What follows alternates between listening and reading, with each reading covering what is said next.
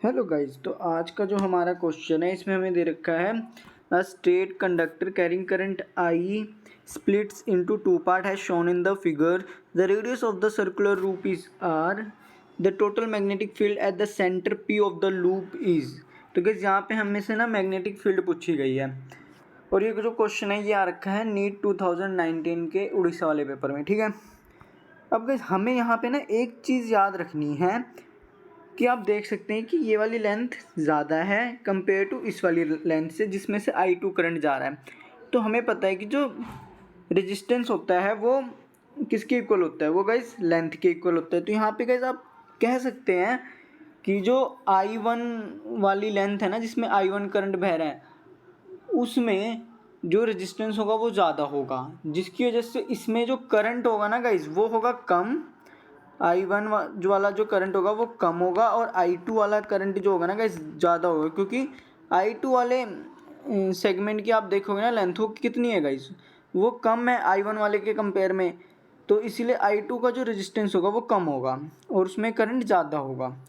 तो गाइस यहाँ पे आप देख सकते हैं मैंने लेंथ निकाली है L1 की जो कि आई है 3πr/2 और L2 की जो आई है वो आई है πr/2। ठीक है गाइस, अब हम रेजिस्टेंस निकालने के लिए ये वैल्यूज़ रख देंगे तो हमारा कुछ फॉर्मूला इस तरह बन जाएगा गाइस। ठीक है, अब गाइस आपको पता है कि यहाँ पे वोल्टेज जो होगा ऐसा होगा ना गाइस, इधर V हो जाएगा और इधर 0 हो जाएगा, यानी दोनों पार्ट में जो वोल्टेज का डिफरेंस है वो तो सेम रहने वाला है लेकिन रेजिस्टेंस चेंज हो रहा है, इसीलिए करंट I1 और I2 की वैल्यू अलग होगी। ठीक है गाइस, तो गाइस अब हम I1 और I2 का रेशियो निकालेंगे। ठीक है गाइस, तो गाइस आप देख सकते हैं यहाँ ये हमारा जो फॉर्मूला आएगा V/R1 इंटू R2/V। यहाँ पे हम R1 की वैल्यूज़ रख देंगे और R2 की रख देंगे, तो जो हमारा I1 में I2 आ रहा है वो रेशियो आ रहा है 1/3। ठीक है गाइस, अब गाइस हमें पता है कि R के थ्रू अगर मैग्नेटिक सेंटर में मैग्नेटिक फील्ड होगी तो उसकी वैल्यू निकालने का जो फॉर्मूला है वो क्या होगा, वो ये होता है। ठीक है गाइस, यहाँ पे गाइस अब हमने क्या करना है, हमें पता है कि जो थीटा है I1 सेगमेंट वाले केस में वो कितना है गाइस, वो है 3π/2। क्यों, अब गाइस आप कह सकते हैं ये 3π/2 कैसे आ गया। ठीक है, तो गाइस हमें ना क्वेश्चन में ना एक चीज़ दे रखी है, आपने इस वाले सेगमेंट का देख लिए एंगल कितना दे रखा है 90 डिग्री। तो गाइस हमें पता है कि टोटल सर्कल कितना होता है 360 डिग्री का। ठीक है, अगर मैं इसमें से 90 डिग्री माइनस कर दूंगा तो मेरा जो आएगा वो आएगा 270 डिग्री, यानी जो ये वाला एंगल होगा ये होगा गाइज हमारा 270 डिग्री का। ठीक है गाइज, अब गाइज जब मैं इसको रेडियन में कन्वर्ट करूँगा तो मेरा ये आएगा कुछ 3π/2। ठीक है गाइज, अब गाइज आप कह सकते हैं 3π/2 अब भी कैसे आ रहा है, तो गाइज हमें पता है जो पाई होता है वो किसके इक्वल होता है, वो होता है 180 डिग्री के इक्वल। ये तो गाइज आपको याद रखना ही पड़ेगा।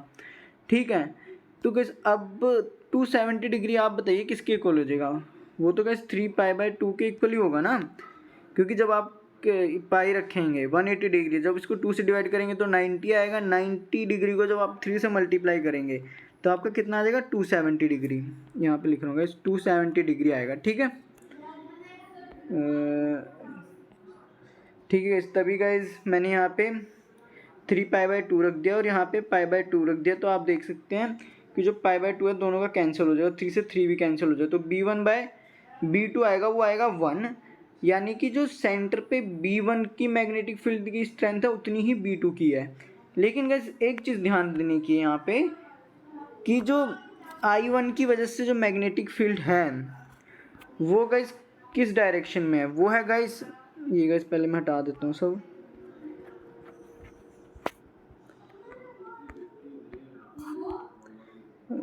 तो गाइस I1 की वजह से जो मैग्नेटिक फील्ड है वो है अंदर की साइड। ठीक है गाइस, लेकिन जो I2 की वजह से मैग्नेटिक फील्ड है सेंटर पे वो है बाहर की साइड।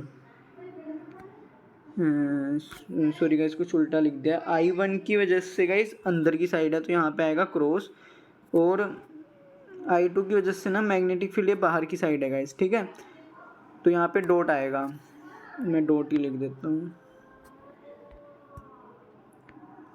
तो यहाँ पे आएगा इस डॉट। ठीक है, और गाइस आपको पता है कि इसकी और इसकी स्ट्रेंथ सेम है तो ये एक दूसरे को कैंसिल कर देंगे, तो सेंटर पे जो मैग्नेटिक फील्ड आएगी वो आएगी 0, इसीलिए जो इस क्वेश्चन के लिए सही ऑप्शन होगा वो होगा गाइस ऑप्शन नंबर सेकंड।